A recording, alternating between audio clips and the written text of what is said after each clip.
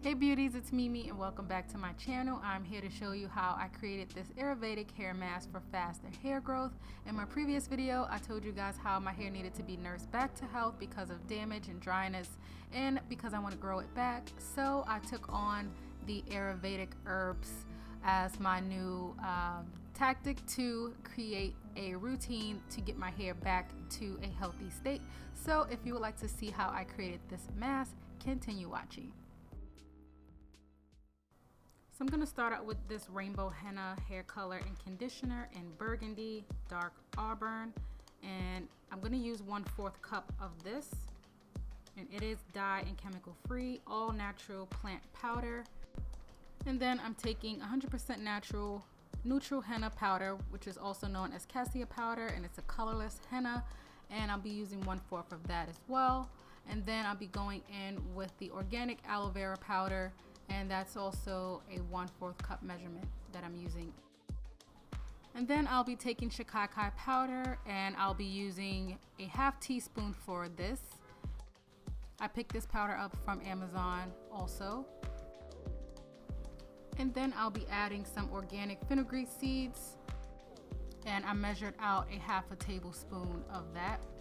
Then I'm taking this pure Moringa powder. I picked this up from my local organic market, and I'm also using a 1/2 tablespoon. And then I'm going in with Neem. The Neem I also picked up from Amazon, and I'll be taking about a 1/2 teaspoon of that powder and adding it in.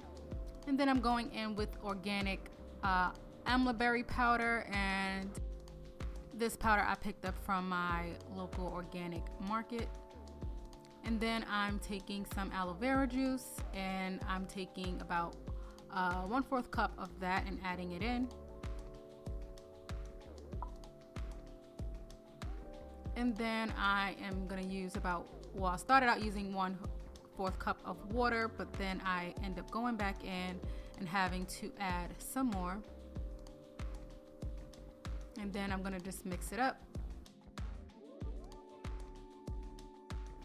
And now I'm just taking some of this Ayurvedic herbal oil that I made, and it has some of the same herbs that I used in this mask, but I just wanted to add it into the mask itself. And I'm using 1/2 tablespoon of that. I'll show you guys later on how I made that oil. Then I'm going in with some rosemary, and I'm just going to add some drops. I'm not counting how many, I'm just dashing it in there. Then I'm going to take some almond oil, and I'm going to add some of that into this mask as well. And I did not measure, I just added it in. And then I'm taking some peppermint oil, which is one of my favorite oils, essential oils, and I'm just dropping that in there. And then I'm taking some tea tree oil and doing the same, just adding it right into the mask. And then I'm just gonna mix this bad boy up. And you can create whatever consistency that you like. I like this cake batter consistency. So this is it. This is what it looks like. The smell is not the greatest, but it's not the worst either. I love this consistency, like I said. And now I am just going to let it sit for about 4 hours, maybe a little longer. But you can let it sit for the max of, I think, 16 hours if you'd like. All the herbs and essential oils that I chose for this mask have amazing hair growth properties, and that's why I chose them, because I want my hair to grow and to get back healthy. So I'm just going to put the lid on that, and I'm going to let it sit. You can do this mask about once a month. So now I'm going to start with my pre-poo, and this is about a 3 or 4 day old wash and go. And I'm taking that Ayurvedic oil that I made, and I'm just going to apply that to my scalp and to my hair. And I'm making sure that I get this oil really good into my scalp. I'm just massaging it in and working it in, and then I'm going to apply some onto the ends of my hair. This is going to ensure that my ends get some attention. Now I'm just adding my shower cap, and I'm going to let it sit for a couple of hours. And I have cleansed my hair, and now I'm going to apply my mask. And it's quite messy, so I would suggest that you add some protective things on your counter, your table, your dresser, so that you don't possibly stain up your furniture. So I'm just working this into my hair as best as I can.